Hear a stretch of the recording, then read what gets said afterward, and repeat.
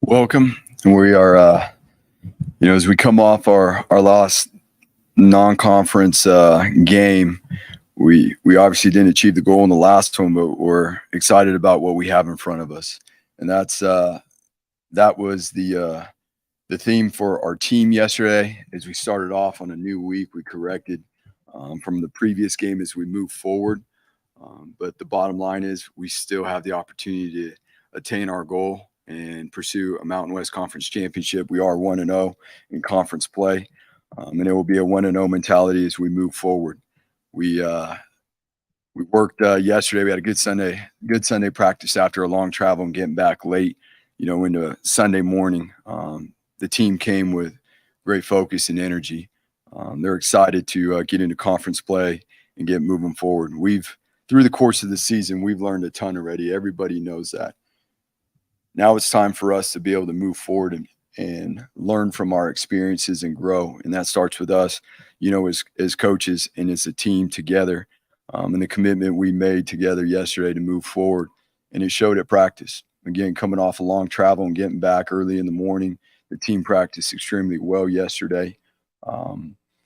Working on obviously the things that we got to do a better job of and have more consistency. In this game, really starts with the level of discipline we have. Off the field, the character on the field, and our ability to execute.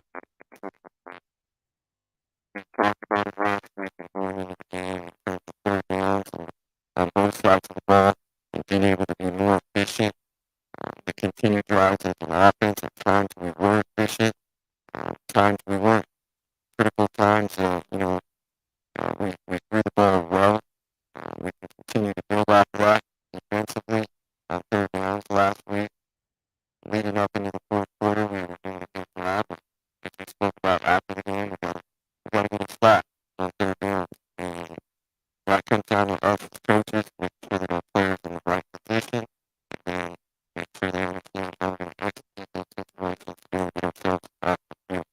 Real level of consistency, within our special teams. We've got a fair amount of young guys playing on special teams that are growing and giving us the effort. We will continue to get them coached up, and as we go through these games, we'll continue to see the improvements out of them to create a higher level of consistency, on our special teams. Over 19 yards of offense, 7 players got passes, 2 quarterbacks. What encouraged you the most about that? It was your highest output of the year. How we did it as a team, we spread the ball around. Mad Dog went in there at the end and led us on 2 drives, which we've known all along. We got 2 capable quarterbacks. They both have their positives. They both do things well.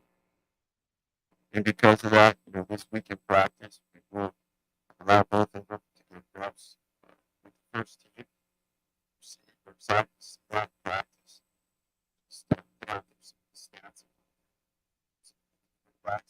So for us as a team, it's from the right mix. What is going to allow us to be successful, allow us to be more consistent throughout the course of the game, allow us to get on schedule, and to be able to stay on schedule and be able to get to the things we want to in the game plan. And so as we go throughout this week, we will build a game plan that will allow for both guys to play.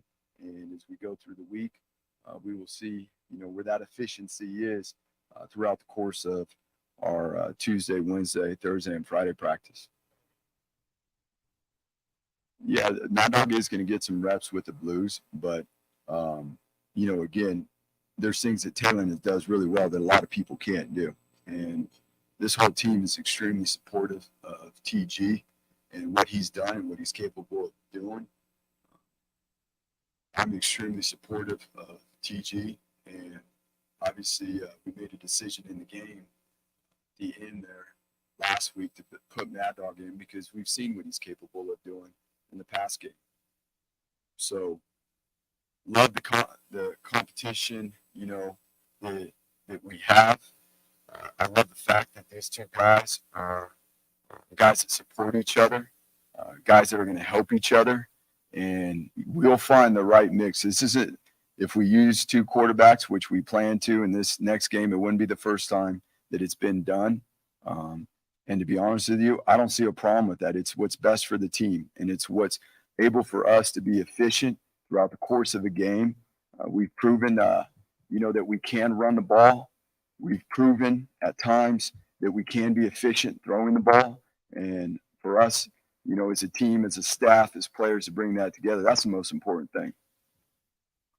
In the new era of college football with the transfer portal and everything else going on, how do you, as a head coach, have to weigh what's best right now for the team to win with what the effects of that may be down the road based on the decision you make? We're worried about this week and this week only. To be honest with you, we've learned from the past and we've moved forward into this week and what is the best thing for this week for this team to be successful. And like we said to start, that 1-0 mentality, that's all that matters. We are focused on this right now. We have the ability, we have the talent. It's putting it together and becoming more disciplined with the course. And that starts with us as a staff, how we lead that. And it even starts off the field, because the off the field leads to the on the field. How we create the discipline off the field within the facility, within the meeting rooms, within how we practice, we're able to then grow it. We have the ability, we have the players, and we have the opportunity to put it together now as we go into conference play with the right mix. And now we talk about it every week. You're going to see different defenses from week to week. You're going to see that. What calls for 1 week, there's maybe opportunities. Early in the game last week, we knew there was going to be an adjustment and a lot of bodies come to the line of scrimmage, which did a nice job creating some things, and TG hit some passes, beyond the second level of the defense that we were expecting to see. That helped us start fast last week. And what will it be this week, and how do we get ourselves off to a fast start? And then, of course, it's the consistency, as we talked about, as we adjust and we go through the game, and we're able to use the players we have, the personnel we have. And we've seen at the quarterback position what we have. We've seen at the running back position. We've seen guys step up and grow. Seen guys step up at the wide receiver position. We've seen guys step up at the tight end position. With Riley out last week, Matt Lauder did an awesome job both in the run game and had an explosive catch. And obviously at the running back position as well with what not only Ashton's been able to do, but Breezy. Coach, this week in practice, looking at the two quarterbacks, what will you specifically be looking for? And could it be different with each quarterback because they are so different? You know what they are? They are, Mike, but at the same time, we want to create a consistency for the offense. And there is things that we did at the end of the game when TG wasn't in there that we want him to be able to do and we expect him to be able to do, from a pass game standpoint and the drop back pass. Okay, so on a typical week, as we all know, the first team quarterback gets the majority of the reps, somewhere along the lines of 80 to 20. We're going to push into that just a little bit to give ourselves a great idea of the mix of which we can, because we got two guys that are capable. It's nothing against TG. There are some things that TG needs to do a better job of. We've discussed those, and he's very well capable of doing those things, and we fully support him on those things. There's nobody in this building wants TG to be more successful, than the coaching staff, his teammates, and as well as if Mad Dog gets his opportunity to get in there. That's the awesome part about it. So we will, in terms of the game plan and what plays certain people, it's going to be consistent. There might be a few that are specific, but otherwise we want to see the efficiency out of both guys, and obviously we'll proceed from there on. But that is what we're going to go off of, and being able to see, the right dosage within the game and being able to play two quarterbacks is the efficiency throughout the course of the week. And just to clarify, regardless of what happens this week, you do plan to use two quarterbacks on Saturday? Yes. You kind of said that Talon through the last couple of weeks has shown really good things in practice, and for whatever reason, it hasn't translated to the game. How do you guys as a coaching staff evaluate a quarterback competition with a guy who is doing all the right things in practice and then maybe sometimes it doesn't translate? There's certain things in practice that always show up, in the game. That's the case. That's why we practice. How we do it in practice, especially later in the week. Earlier in the week, you're facing a new structure on defense. You're facing a new structure on offense. At this point, we've seen, a variety of things on both sides of the ball from our opponents. But each and every week, there's still subtle changes and adjustments. There might be checks at the line of scrimmage based off of certain looks that a defense is giving you, whether it's a check, a run-to-run check, whether it's a run-to-pass check, a pass-to-run check. There's those certain things that come up every week that we need to be more consistent with and have that carryover from where we're at in the middle to the end of the week and into the game, and then the operation of how we communicate those things. Initial thought process in putting Matlock into that third series. We went into the game knowing we were going to give them a series. Again, like we said, we're working on building the depth of our team. We're going into conference play now. It's to accomplish our goal. Like we said, we're 1-0 in conference play, and we're going to take a 1-0 approach each and every week. And so to prepare ourselves and know our personnel, we know our personnel, we know what we have at all positions, good or bad or indifferent. We've had guys step up because of injuries, and we've gotten to see a lot of different guys play. Now it's time to put it all together as we work into the conference play. Will there be a set number of? No, we haven't decided. Yeah, we haven't decided that yet. What did you learn from going through a quarterback competition last year that's influencing you this season? Again, like last year has nothing to do with this year, and the two quarterbacks we have right now. I mean, both these guys are doing some things really, really well.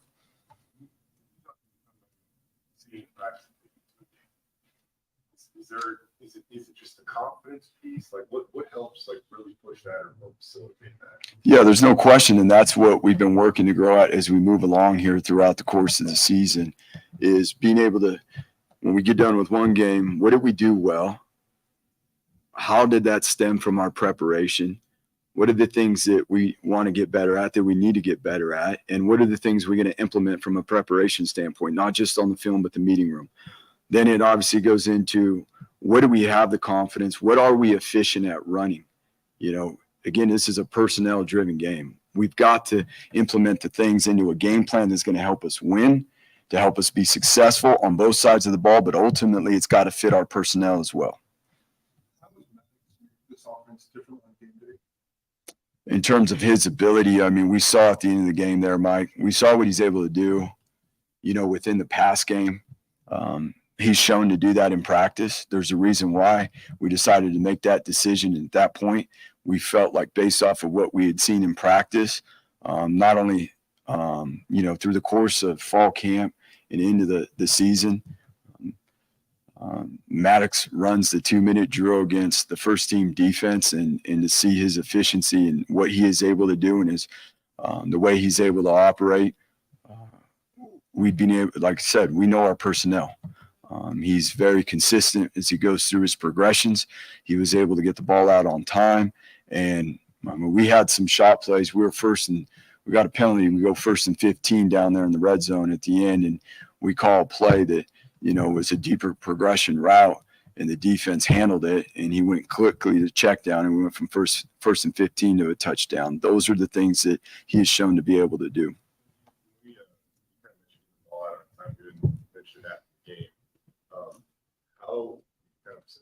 How important is that not only to help receivers get open at times, but we saw when Matt's in there, there's a lot of yards after the catch too, because they feel like when the ball's coming out. Yeah, so there's a big piece of that too. It's staying within time in the pocket. It starts with our feet, right, and then our eyes as we work through a progression. But then Max did a really good job of not only putting the ball where it needed to be throughout the progression, but putting it on the wide receivers where they can get some yards after the catch. And the wide receivers, the running backs, proved that they can do that. Now, we were able to do that too. Again, Matt Lauder had one of the most explosive plays we had this year from the tight end position. And TG did a phenomenal job putting it on him. And when the defense, when TG was in there, and then the defense was putting a lot of numbers in the box, which we were expecting. They had not done that on film in their previous games. We were expecting to get that. TG did a great job handling and taking what the defense gave us on the perimeter. We've hit a few deep throws over the second level of the defense because of how they were working towards the line of scrimmage. They're both doing good things, okay? That is the benefit for us. Yeah, we will not let the fact that, again, we've used 2 quarterbacks here at Boise State before to give us the best advantage, to be the best offense we can, giving our team the best opportunity to win. And again, we've had conversations with the guys on our team, let alone the 2 quarterbacks, and everybody supports each other and wants to do what's best. And it really excited to get on the field and use both of them. We spent a lot of time talking about Taylor's X's and O's from the outside. He doesn't look like he's playing with as much confidence as he has in the past. On the inside, how do you approach that? Well, I think there's been things that we've done consistent from last year to this year. There's things that we've done better. Again, I went into some of the things that we have done a really good job with at the line of scrimmage, because it's not just when that ball snapped. There's a lot that goes on prior to that ball being snapped, and he has grown, in that area, which gives us an advantage to get ourselves, to the line of scrimmage and get ourselves in the best play for the look that is given. Now, that's not the whole offense, right? But there are things in the game plan that involve those decision-making, preparing to make those decisions at the line of scrimmage. From the standpoint of his efficiency in the pass game, it's consistent. We're working to build that forward and expand, into the drop back pass game more.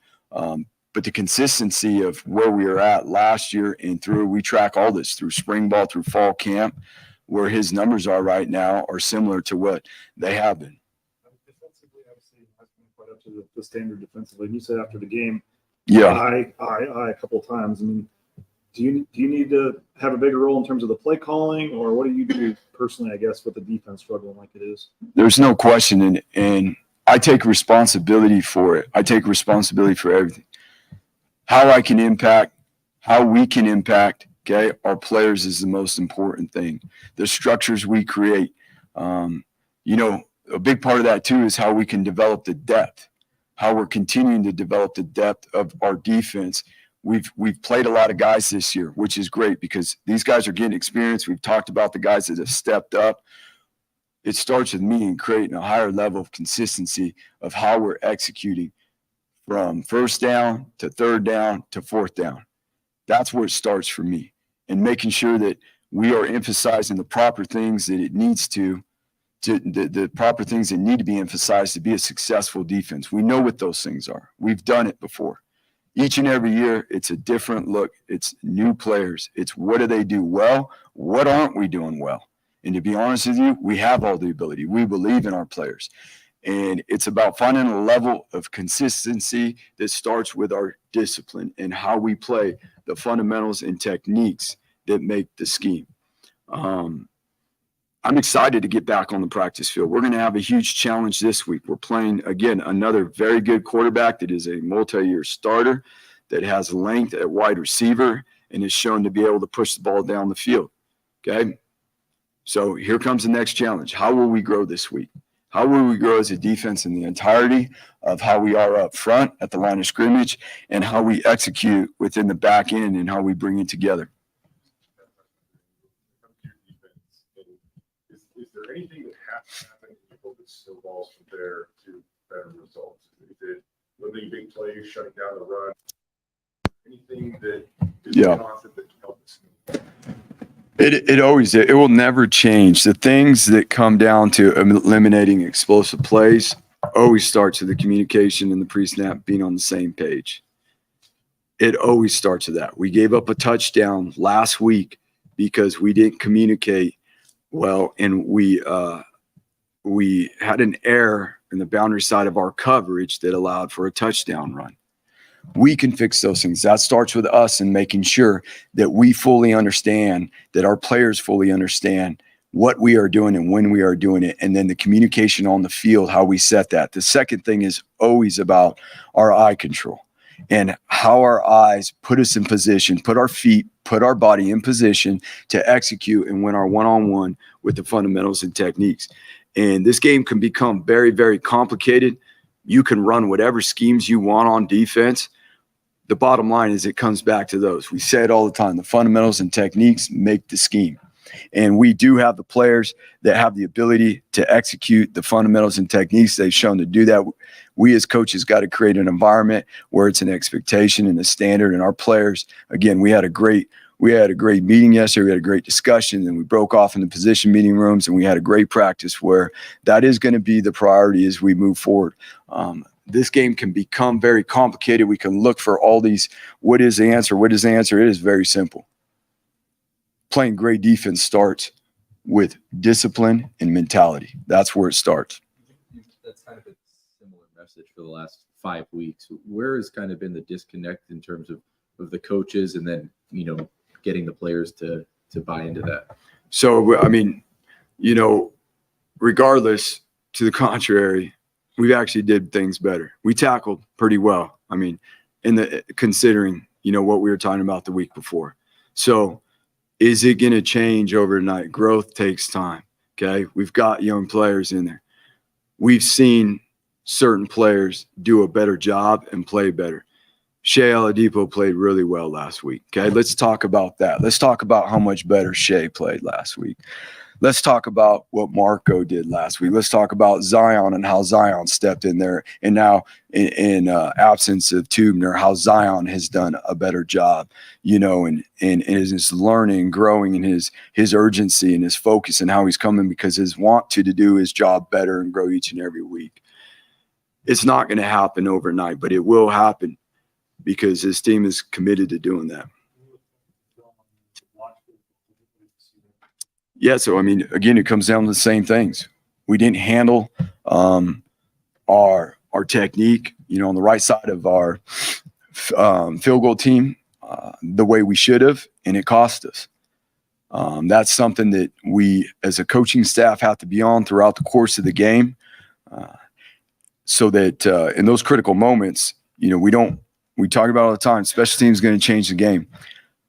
The previous week, we won the game by 3 points. That could have been the deciding factor in this game as well. But it comes down to the consistency and the execution of how we're operating on the field goal team. Jonah's proven to be very consistent, and it's our job to make sure we protect and give him the opportunity to do so. I've been a head coach now for 3 years, and when it comes to making decisions about fourth downs or whether you punt, whether you kick, do you let analytics influence those decisions in any way? We let the analytics of what our team does well influence those decisions. We do take the course of what analytics say, but we adjust them to what our team does well. You mentioned the quarterback for Arrow. I know you haven't faced him at Boise State. I haven't faced him at any of your previous stuff, but what have you seen from him? And obviously a 10,000-yard career passer. He's got to be. So we haven't played against him, but being in the same conference, we've gotten to see him play a fair amount, and being able to see what he's able to do through the air. He's a very accurate passer. As we talked about, he's got wide receivers that have shown to be very productive, but he's a strong runner too. I mean, he extends plays with his feet. He's not a guy that has to get out of the pocket, but he can get out of the pocket and make throws on the run. He's a guy that is able to extend plays, into run plays that aren't designed that way. And he's shown to do that week in and week out. What about San Jose's defense? What sticks out there? Well, they've done a really good job, in the pass game. That it shows. I mean, they're number 13 in the nation when it comes to their pass defense. Their run defense, you can look at stats and all that. They've done a good job. They played Air Force. You know what that is. So we're looking at a defense that overall a team that has played, our opponents are 18-2. So they've had a challenging schedule. When you turn on the film and look at what they've done, and you take the score out of it and you take the numbers out of it, you see a team that is going to come in here with the ability and capability to be successful. They've shown that on the field already this year. They got a defensive front that's going to play physical. Their secondary on film looks to be like one of the better ones that we're going to play. What is he kind of mean to the team and his overall kind of attitude or spirit, if you will? Shea Oladipo, you're talking about? You know what? There's things that we know that Shea could have did better in a couple weeks ago. The things that we want to come out, and he did that last week. And that's why, yeah, we got to be better overall as a big picture. We have to be. There's no question about that. But there's guys like him that stepped up last week and practiced like it and took the urgency and the detail. And that's all we need is we need guys to keep growing that way. You know, we need guys that take the approach, come here every single day, like, I'm going to get better and do my job better this week than I did last week. Us as coaches too. And that's what happens. I mean, Shea made a few plays last week, whether it was in coverage and or his tackle in the open field on the tailback when we brought heavy pressure and he got out. For anybody would have been a very difficult tackle. And because of the things that we asked about last week, what we were going to do to fix and drill tackling, the way he executed and took the grass and took all the space and ended up with the proper leverage and the proper finish, that was awesome to see. That was a big-time moment for everybody, knowing how hard we worked on that. Which could have been very easily, if it wasn't executed, could have been an extremely explosive play for them. This time last week, you were kind of raving about the tight ends and their blocking. You know, this week you were able to get back involved and caught all 3 passes. Just what can he bring to the pass game? Yeah, I mean, we have 2 guys that are capable. You know, Riley's healthy. We got Riley. We got Matt. Matt has shown. I mean, Matt, as we've gone through this season, he just continues to get better. And he obviously was involved in the pass game. He's shown the ability to create separation. But when you turn on the film and you pay attention to some of those blocks in the run game, we get pretty fired up about what he does for the team in terms of handling his job at the line of scrimmage. Obviously, the fan base is pretty passionate, and obviously have had a lot of success around here. I mean, there's some unhappy fans or a little bit uneasy, I guess, with what's going on right now. What would be your message, I guess, to the fan base with where the program's at and you know what's ahead? Yeah, there's no question, and I get it. This is my brotherhood too. We didn't accomplish what we wanted to in the non-conference. That's the bottom line. There's no excuses. There's nothing. But what we do have is an ability to grow forward because our goal is still sitting right in front of us. We are 1-0 in conference play. We're going to take that approach every single week. We have the ability in this room. We will grow it from our experiences, and each and every week we're going to grow forward from here.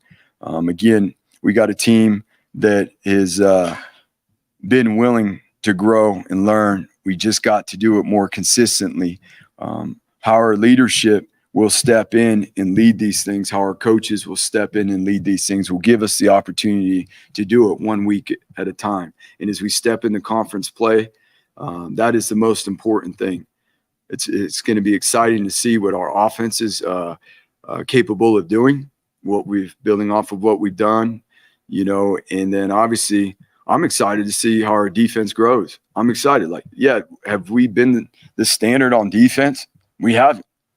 Doesn't mean that we can't grow into that. Doesn't mean that we can't become that as we work into conference play. We're going to play challenging teams. We played a challenging non-conference schedule. The Mountain West is no different. The Mountain West is going to present challenges week in and week out. Evaluated your personal thought process and how everything went. I know there was a lot of talk after the game on the 4th and 1 decision. You said it was pretty simple. You didn't get the look you wanted, and you kicked. I mean, it's easy to second guess now with how the field goal got blocked, but do you look back and say you would have done anything differently there? Yeah, we're not going to second guess it. I mean, we went into it to look. I'll be honest, the clock's running down. We're trying to get the look to make sure that we're putting our team in the right position, and we weren't able to see and make sure we had the look we wanted. I'm not going to second guess that. How many points did we win by the week before? How many? It almost feels silly to ask who was Ashton's most physical performance, but against San Diego State, he was in space a lot of the time. But you look what Ashton did last week. Is that the most physical game he's had to play as a Bronco yet? Yeah, I mean, like we talk about, defenses are going to do what they need to do from week to week in terms of what they want to work to take away from an offense. They put a lot of bodies in the box. Which creates opportunities elsewhere, and we've got to be prepared for that each and every week. The other teams are watching film too. They're going to see what we've done successfully, right? But within that too, I'm excited to see how we mix it up with, the variety of things that we can do in the run game. had a little heavy dosage of too much of our inside runs in the last week. And when we adjusted and worked to some of the other things in the run game, we got a little bit more space. And so as we work from week to week to see how teams are going to play our offensive front, we have the ability to put ourselves in position to be successful. Anybody? All right. Thank you, guys.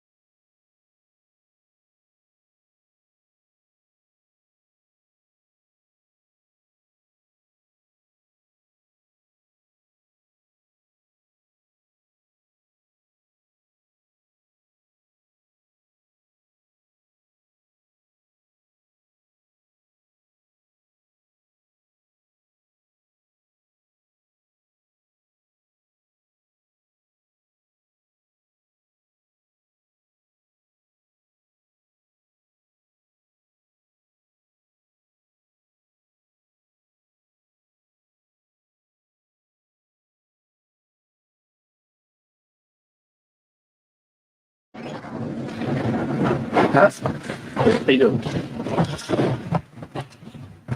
What's up, guys? Appreciate you guys' time as always on a Monday. Disappointed not winning the game on Saturday, going out to Memphis' game. We were excited to go play. Obviously, a great opponent. We were able to go play on Saturday, and started well and didn't finish the game the way we obviously wanted to. And so, really just disappointed for our guys with the amount of work they put in. And to get to that point, you got to win those football games. You got to find a way to win them, and especially defensively, we got to play better at the end of the game. This is wanting to be in that position where you have a chance to make a stop to win the game or give your offense Yep. a chance. And we didn't. That's happened a couple of times this Yeah. year. I mean, what would you see on that drive where you guys needed that stop there? Yeah. A bunch of stuff kind of came up for us. Obviously, first and foremost, I got to make sure our guys are in better positions at the end of that game, BJ. And from schematically to understanding the situations, obviously there's a couple defensive calls I'd like to have back, put our guys in better spots, and just the execution at the end of the game has to be better. And it definitely doesn't come from a lack of detail and what we want to teach. But obviously the game we coach, the game our players play, we are judged and dictated on what happens these 12 nights a year. And that's the reason you love college football, is so much rides on these games. So you as a coaching staff and as our players, we put so much in to winning that football game. And we didn't get it done at the end of the game. And especially to your point, BJ, there's been a couple times, UCF, the 2-minute drive, San Diego State later in the game, Memphis, obviously this past weekend. And so we're looking at it holistically. Once again, how I can put our guys in better spots and how we can execute to get that stop, to keep it a 1-score game so our offense can go down and score and win the game. So as we look at kind of the big picture of your defense, is there anything that you like the stop the runs, prevent big plays. Yeah. What is it that can stop that? The biggest focus for us as a whole group, as a whole unit, is just the discipline to do our job every play. And that doesn't just start on Saturday. And I don't say that in regards to that's the only thing. There's a lot of different things from, like I said, schematically, me making sure our guys are in better spots, fundamentals, techniques. But we got, and I've told you guys this week in and week out, and I know it probably feels like that. We got a group of guys that this place cares to them. The brotherhood matters to them. They love playing for this team. They love being a part of this defense. Now it's just the discipline of my technique. Okay, what exactly is my technique? And I got to be able to execute it at a high level consistently every single snap. And because you look at it, I mean, especially this game on Saturday was a really good picture of what defense is. You know, you're not perfect, but you're playing well earlier in the game. 4 plays equaled 14 points, right? That's the reality of, and we got to be way better at that. Starting with me to make sure we're in better spots. But that's what it is. And so the discipline to do our job, if it's from the front to the back end, and doing that consistently, and we can't have any lulls. And when that happens, explosive plays are created, and then a team's able to move the ball on you. And a huge emphasis for us going into that game was winning third downs. Obviously, San Diego State did not do a good job going into that last drive of the game. We did a good job playing third downs. Not perfect, but we had improved significantly, and we lost 3 big third downs on that last drive. And so once again, 100% starts and ends with me. I got to make sure our guys are in better spots to win those third downs. Those 3 third downs you mentioned, it's a 13-play drive, the end of a day, it's 95 degrees. Does exhaustion kick in at that point, do you think? Is that I really do think at that point in the game, talking with our coaches on the sideline, our guys were fired up. They're ready to play that series. Obviously, as a drive goes, you can get worn down, but it wasn't that. I mean, we're better than we showed there. Once again, guys, and I mean this isn't just cliche. I got to make sure I put our guys in better spots because we had 3 opportunities to get off the field, and we lost all 3 of them. Going into that, and this is off the top of my head, I think that we had held them to 4 of 11, I think, on third down to that point. And those last 3 were obviously monumental. And then some missed tackles brought them all the way down the 5-yard line, and they scored. And then all of a sudden now it's a 2-score game, and it's a much higher hill to climb. How are you? I mean, you've got a pretty good track record. You've coached a lot of good defenses and been a part of a lot of good defenses. And it's kind of rare air for you to probably be experiencing something like this, just seeing where the stats on where it is. How are you come up here? You take the blame yourself. You do all this, but how hard is it, I guess, to figure out what is actually going on here, and how hard? I guess whether you're in the building or at home with your family, like how hard is this for you right now?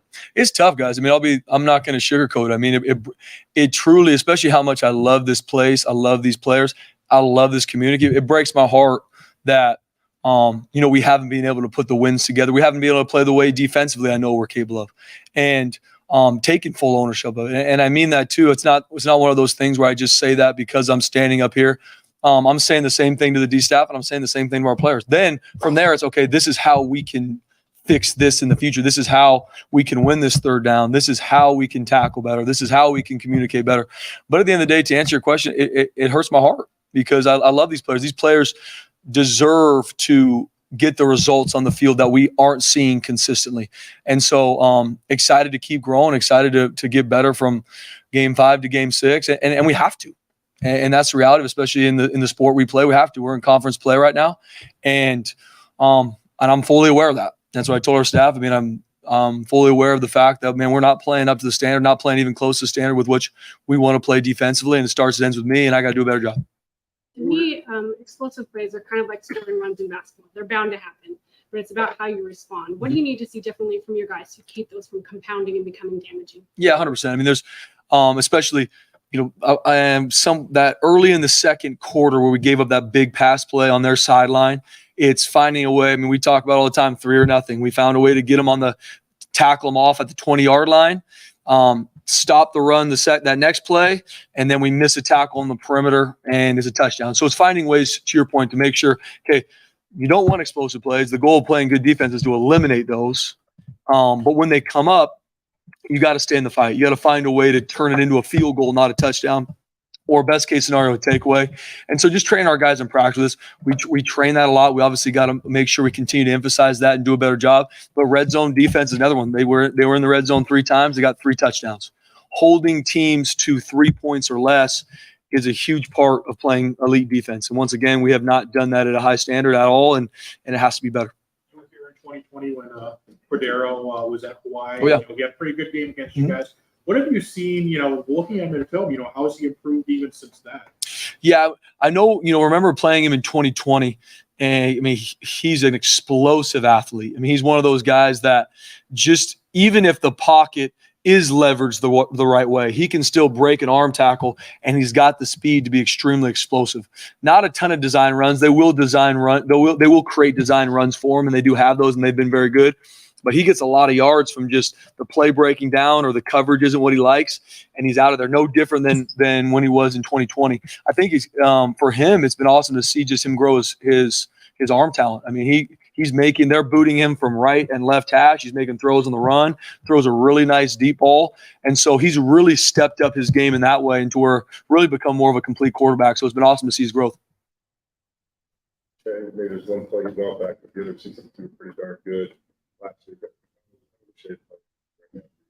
Shea took a lot of great steps last week, man. He, especially at that position, the nickel position, especially, we put a ton on that guy. I mean, from being able to blitz like a linebacker, cover like a DB, disguises, run fits. And he took some big steps last week, probably had one of his better games. Now, I mean, he had a couple tackles with open space that are really tough to make, and he made them. Obviously, still, some plays in that game that we're excited for Shea to grow to play better in those situations, but excited to where he's growing because he's a phenomenal young man. I mean, he's up there right now studying, and his best football is in front of him, especially we put a lot of him. So I'm proud of where he's growing, excited him to take another big step. Phenomenal. Unbelievable young man in every which way. I mean, he's a phenomenal to be around. He's a low ego, high output guy in the field, doesn't say much, goes out and works. And he's consistently grown year in and year out since he's here. And obviously being the starter, being a guy that we put a lot on, even early on this season, doing some things that we knew he needed to continue to grow in and work on. And he is more excited to continue to grow than any coach. It's not us having to be like, Shea, this needs to improve. He's already in there watching it, studying it, getting extra work in after practice. And it's shown. He's continued to play better as the season's gone on. And obviously we still need to take a big jump from week 5 to week 6. The last, 5 weeks, you and Andy have kind of come up here and talked about the defense and said, we need to get better technique and fundamentals. I mean, there are things that have gotten better. The tackling was far better this last game, but how do you guys change the message or change things in practice to get what you guys are saying needs to get better to actually get better? Yeah, I think, just like anything, and it's a really good question, is after a win, after a loss, obviously the loss this past weekend, as a coach, you're never going to go in and be like, guys, all right, here's completely new things we're going to talk about right now, right? Because that's not why you win or lose football games. It comes down to the emphasis and the details with which we preach from January when we start to obviously now we're really in the mid of season.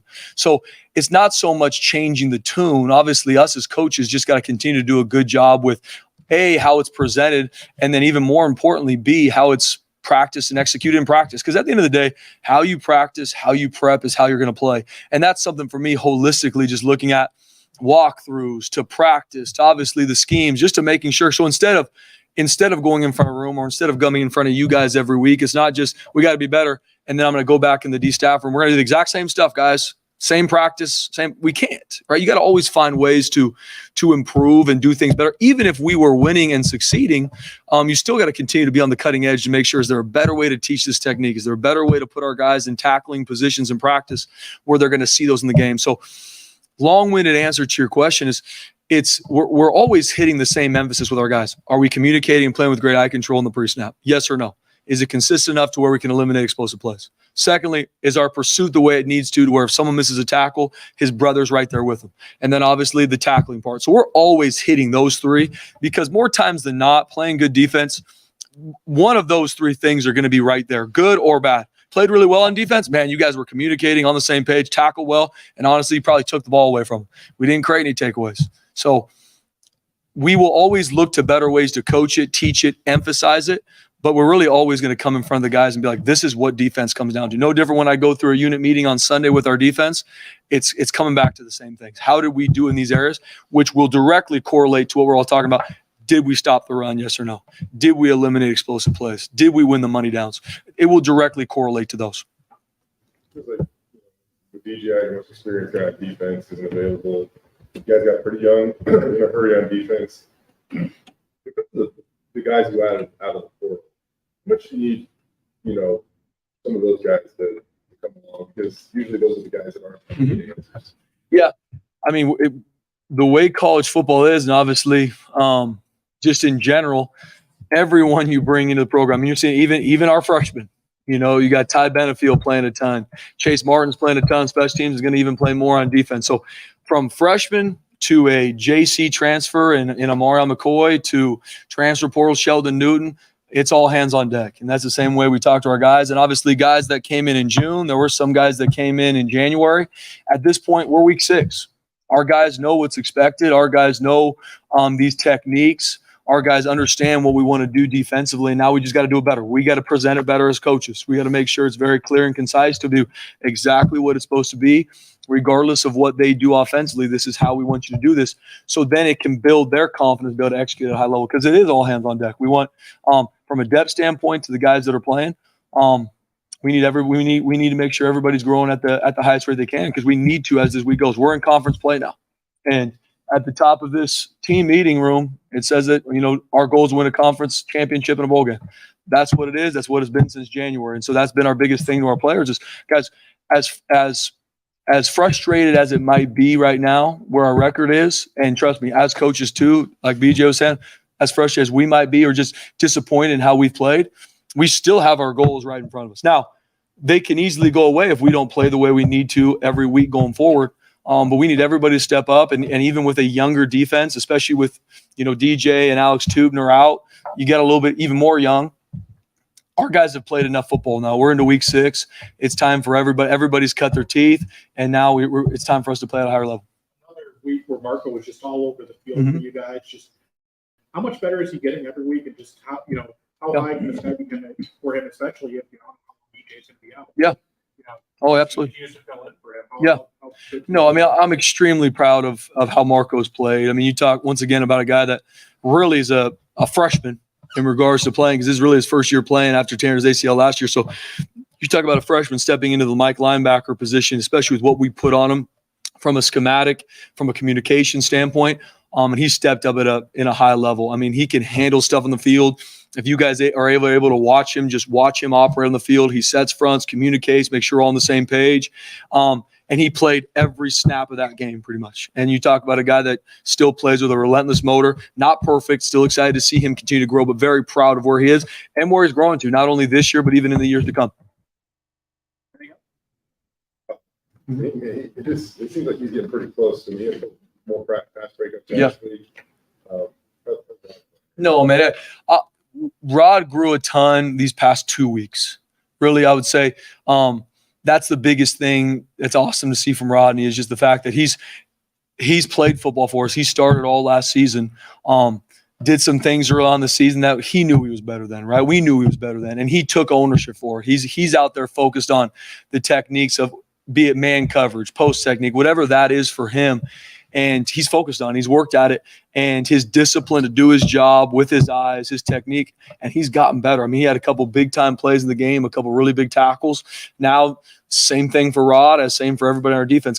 This is where we're at right now, week 5 going to week 6. We still need a big jump from him the same way we need a big jump from everybody on the field, because that's just where we're at. We got to put it all together now and not just have 8 guys doing a really good job and 3 maybe not. Now it's an elite defense. You have to be doing that together. We have to be on the same page and doing it together consistently. Can't do it for 60 snaps and 7 of them not, because then all of a sudden everyone's like, why'd you give up this many points? That's what defense is. Can't punt. You don't got any redos. There's no, it's what it is. And that's the exciting part of playing on this side of the ball. That's the exciting part of being a part of this group, because it is that razor's edge. There's no redos. And our guys understand that. We're battle tested, and now it's got to show up on the field, and we've obviously got a huge opponent coming to the blue. 2 quarterback systems. Andy said you guys are going to have one here offensively. You've coached against them. What problems will they cause, the San Jose State coaching staff this week? Yeah, I mean, I think just both of them do so many different things well. You know, obviously Taylor Green, from what he can do with the football in his hands, running and throwing the ball. But I mean, you talk about if I was, going against our offense through fall camp, through spring ball, I mean, what Taylor Green can do with the ball in his hands, you have to create different numbers for him. With Maddox, I mean, you talk about a savvy football player, a leader, can stand in that pocket, make that gritty throw. And so both of them have a lot of different things that they do very well. And I know our offense and our offensive staff are excited about what both of them are doing. Anything else? All right, thank you. Thank you, Spencer. Appreciate it, guys.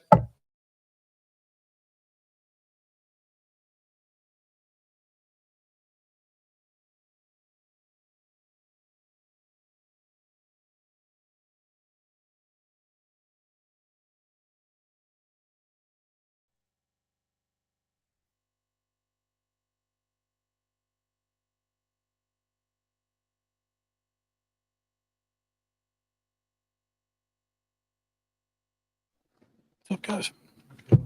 Good. How are you guys? Question for me? Well, Bush, 2 quarterback systems.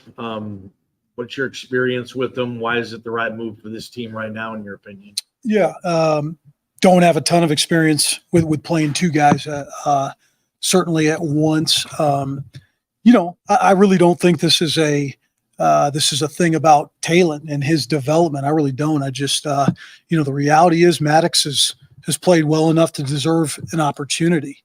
You look at what he's done in limited time. I mean, he's got a 4 touchdown, no interception ratio. He's got a QB rating over 190. His completion percentage is probably 4% higher than what we're looking for at an elite level at 69%. So across the board, I think, for 100 years, we've looked at what exactly the expectations are at the quarterback room and what playing at a high level is. And he's been able to get in there and do those things. So that's how we see it. We're excited about the opportunity to play both.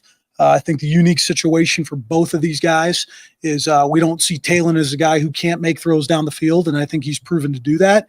And we don't see Maddox as a guy that can't pull it and run it. So I think what that balance looks like is something exciting and, part of what we got to get done.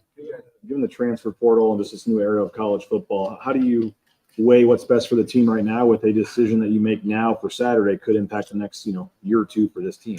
Yeah, I think you got to make the decision about winning right now, and I think ultimately, look, there's a lot of trust and respect, and I hope everybody in that quarterback room feels the same way, that it's authentic, it's genuine, and but I think Talon would understand as well, and we had great conversation yesterday. Like Maddox is playing at a high level. Again, we're not saying it's going to be one way or another, and again, he's doing. He does some things that you guys know that not a lot of quarterbacks in the country can do. And speaking of Talon, and so we're just at the standpoint right now, we've got to do what's best in our minds to go win football games, and we think utilizing both of them is that. You guys have taught Andy, just keep raving about how good Maddox was, and the dude looks so poised in every game. The stats are there, the confidence is there. There's a lot of people kind of wondering, like, what's the point of doing this 2 quarterback thing? Why not just, let Maddox go out there and let him rip? What's kind of the rebuttal to that? Yeah, I think just you look at what Talon's done in conference, and his athleticism and the plays he's been able to make. That's not something we're just ready to say, hey, we're letting that part of the game drop. The reality of the situation is, you guys know the strength of our run game and what that poses, the ability for us to use the quarterback run game, balance that out, get guys in the box, take shots downfield, are all things that we feel Talon's done a really good job doing, and making those kind of plays.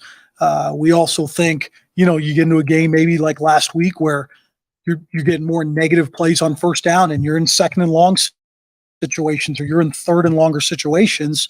Right now, Maddox has the better feel and drop back pass type situations. So that's really what it comes down to. It's in a unique way, just like you might not keep an extra receiver on the bench who can make plays for you too. That's the situation we're at the quarterback position. And again, guys, like looking at the numbers, right? The 68% completion percentage from Maddox and the 4 touchdowns, the 0 interceptions. Looking at what Talon's done, the ability to run and make plays and extend plays for us. We got to utilize both of them. You said that, you guys haven't exactly yet decided exactly how much time each will get. What do you look for in terms of both from practice this week to make that decision? Yeah, I think it's just overall comfort in the game plan. I mean, I don't think, it can be like this 50-50 split. And then maybe you find yourself like that there's no rhythm, if you will, right? There's not an identity. So again, through the week, trying to figure out what that looks like. Again, figuring out for each guy what they do well, what they're going to manage well, and make sure we're complementary when both guys are in. We were talking when Taylor holds on to the ball or have more than 2.5 seconds to throw, his completion percentage is like 43%, no touchdowns, 3 picks. Lots of times when quarterbacks have time, that actually is a benefit for them. So why do you feel like that's an area he might kind of struggle with this? Yeah, not totally sure. I think it always comes down to the decision-making part of it. And look, I mean, I think, do I need to give him more opportunities in the drop back game, those kind of things to balance it out? Maybe, but I just, it goes back to, again, these games and how tight they are, taking care of the football. I think a huge positive has been, you look at the course of the last, take the North Dakota game out of it, no turnovers against both San Diego State, no turnovers versus Memphis. And so I think those are all factors into it. We got to take the next step, certainly in a drop back pass game and throwing the ball downfield. And I think we all know that. How would you assess Taylor's in-game confidence right now, and how do you coach that in practice? Probably just okay. Again, I think confidence at the quarterback position, it certainly starts with yourself. And there's times where you got to believe sometimes when the outside noise isn't there. And he's a guy that's done it at a high level. And I think that's probably the beautiful part about being a quarterback at this level of football is sometimes it's easy when things are going well. And when maybe things aren't, you find out who you are. And I think that guy's answered the bell over and over and over again. But as you know, it just takes a couple throws here, takes a couple big plays there, and you're kind of right back on track. So I think it's everything we've been training for from a mental standpoint, the acceptance of what this thing could look like. And we're excited about, him and looking forward to watching him on Saturday. In terms of the practice reps, Andy said a typical week was 80-20 between the two quarterbacks. Yeah. I'm assuming this week is going to be different. You said something about 50-50. Do you envision Maddox getting more number one reps this week? I wouldn't say more, but I definitely think it's going to be more than he's gotten, and I do think from a practice rep standpoint, it will be closer to that 50-50 number. And again, you guys know the situation. We talk about the job Maddox has done. He's done that with taking very little reps during the week, so I applaud him for that. You certainly are looking at your starter and making sure he's getting, hey, the play we ran in the game versus 2 or 3 different looks. Maddox has kind of done what he's done, barely even getting some of those plays repped. So we'll get that thing closer to probably 50-50 and see where it goes. In terms of when he gets the ball out on time. And I think we saw it on the play to Billy too, where he had space to run after the catch as well when that happens. And, how good is Maddox throwing kind of that space versus trying to make eye contact with the receiver? Yeah, he's got a really good feel for the pass game, and I think it shows up. I think the 2 most impressive plays for him, there was a 1st and 15 in the red zone. We had called a drop back on 1st down, and they were extremely soft. He found Ashton underneath. Ashton made the touchdown yards after catch there. And I think the second one was the similar concept that we're talking about, but he actually just got the ball to the back right away. And I think it's that mixture, if you will, of knowing when to push the ball down the field, but also just the feel of when they're soft, you're throwing the ball to a running back right now. That's one of the best guys in the country at creating yards. And I think he's got a good understanding of that. I'm sure not the easiest news for Taylor to digest. How has he handled it all? He's a stud. I mean, I think you guys know that, man. And I know it was a hard conversation with him. It was a hard conversation probably with his dad. And I think it starts there. I mean, there's no blaming. There's no complaining. Obviously, it's not something any everyday starter wants to hear, but that guy's 3,000% about the right things. And you guys know that. And I think a critical thing for him too is like, he's playing on Saturday, man. He's going out there and he's got to be ready to roll, and he will. But obviously it's never just easy news to hear that somebody else is taking some reps too. 4th and 1's getting a lot of attention, because of the blocked field goal. That obviously was a big play in the game. Andy said you guys didn't get the look you liked, and then called timeout. I mean, I don't know a ton about football, but why not just change the play, I guess, there at that point after you don't get the look you wanted? And what kind of went into that decision there on the coaching staff to kick it there? Yeah, just a lot of factors. Again, we thought we make that field goal within 1 point, and in some ways, right, if that is the case and the rest of the game plays out how it plays out, you end up winning that game. And so, those are critical decisions. Again, we're looking at those things as well. And, on my part too, to be decisive and make sure we have a call that we're ready to go with. Practice a QB sneak. We do. We do. What is we see it with the Eagles all the time. Yeah. Hurts just goes in 1 yard, someone kind of pushes him from behind. Why can't you use that on every 1 yard to gain? Yeah, I think you certainly try to mix it up because if defenses can overplay for that. Again, you just look at the massive defensive inside and playing that. The unfortunate thing for us was, we always talk about winning the pre-snap. You look at that first drive, there was a huge emphasis on starting fast. We go to run the quarterback sneak. There's a false start. So I think that just comes down to the details, right, of us. I know third down execution is going to get brought up, and that game could have looked a lot different if we were better in that area. First and goal from the 1, too, and had to settle for the field goal there. I mean, I guess how obvious answer, but how big was that in the game, too, not being able to put that in? Yeah, it was huge. It was huge. I mean, I think, again, I know we say it every week, but it comes down to three situations, and certainly not coming away with 7 points in that drive hurt us, and so it's what it is. It seems like a lot of Taylor's success throwing the ball is kind of outside the numbers, not super efficient, kind of, between the numbers, between the hashes. We look at Maddox, I feel like a lot of his success is kind of maybe it is just how you guys approach it with each of the different quarterbacks, but why does one have success there and maybe one doesn't, I guess? Yeah, I think it's a great question. I think, as you guys know, the ability to manage the pocket, the ability to play inside the pocket probably allows you to hit more inside throws, if that makes sense. And I think, again, whether right or wrong, we certainly with TG have been looking for more one-on-one matchups on the outside, create max protection, if you will, to just create easy throws out there. And so it's just interesting, because we again, they're complementary players. TG's been able to make a lot of those one-on-one throws on the outside.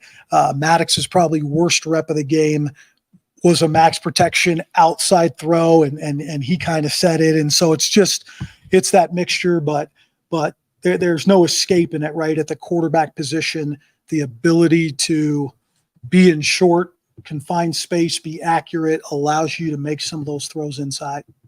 The decision to go to the two QBs and play them both moving forward here. We saw even on the third drive last week, you guys did. You're pushing for this. This Andy's decision. How is this kind of who decided this is what's best? I think it's all of us, and trying to figure this thing out. Again, I just go back to, do we think there's a winning formula with playing one guy? Absolutely. But when another guy has taken 10% practice reps and gone out there in UCF, and we're not talking about situations that he's gone out there in the fourth quarter against backups. We needed him to go in and win us the UCF game, and he went out there and put a big time drive together and created momentum there. Talk about what he did obviously in this last game. I mean, scoring 2 touchdowns and however long that was, total complete control of it. So again, each guy brings something to the table right now, and they both deserve to play, and it's really as simple as that. In terms of this Saturday, it sounds like you have a plan to use both quarterbacks. Specifically asking now is there a plan? Who's going to start? Is Taylor going to start? Is Maddox going to come in planned? Is there a possibility that Maddox starts, or is that going to be predicated on what happens in practice? Yeah, I'd say probably, predicated in practice this week, Mike. And I'm just trying to be as honest with you as possible. This isn't something that's just a quick decision on Sunday, and we're like, this is exactly what it's going to look like. Again, the good thing about this, in our opinion, is some plays in the plan might be tailored to one guy more than the other, but I don't see this as there's plays in the game plan that Talon can't operate or that Mad Dog can't operate. And so I think that's the unique thing, is they'll both be receiving the full playbook, and what they do with that's obviously up to us. You guys, got Matt Lauder involved in the pass game, and Andy, it sounded like, you got Riley back this week. You kind of anticipate kind of keeping the tight ends involved in the pass game? Yeah, I think so. I mean, I think that was, again, one of those off of play action, one of TG's best reps of the day, throwing that seam ball to Matt for the explosive play. As we look at the whole offense in general, I mean, I think you got to put Matt up there as one of the guys that's continuing to just improve and show what he's all about. And when that happens, those kind of guys get more touches. About trying to find the best spots for these guys, and kind of said Maddox, hey, maybe on third down he's the guy. Do you anticipate that the two guys could play on like the same drive, or are you going to give them one drive like that? Yeah, I think I certainly think they could play on the same drive, and again, what it exactly looks like, we're taking these practice days to see exactly, but probably don't necessarily see it as a, hey, this guy's going this drive, that guy's going that drive. They'll both have to be ready at all times, and we got to utilize them in that way. How big I feel like Billy Bones removed the weight from the shoulders there with a couple of those fourth quarter catches. How encouraging was that for a guy that's been here for a long time? He's got up obviously a tough start this year. Yeah, nobody deserves it more than him. I mean, he's a guy that is part of our leadership council. He's one of the most mature players I've been around, and I think sometimes that's all it takes. Is making that one big play to just get you back in rhythm. We're super excited for what he did in that game, and looking forward to watching him play. What do you see from San Jose State's defense?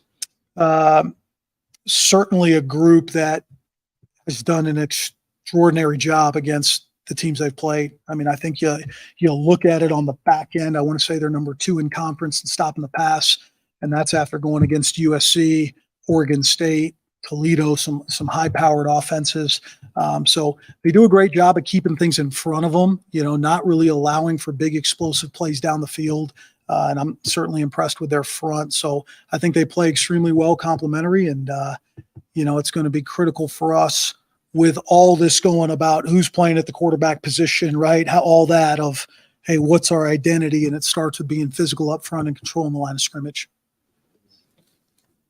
Is that Ashton Jenkins' most physical game he's played this year? I mean, he did not have a lot of, it wasn't like last week, he didn't have a lot of space in a lot of those. Yeah, I think he continues to step up and play at an extremely high level, and it's hard to say, was that his most physical, as you guys know, just because of some of the runs in that, that San Diego State game, what he's done across the year and against really good opponents. So consistency is critical there, and he has shown up every week. All right. Thank you all. Appreciate you guys.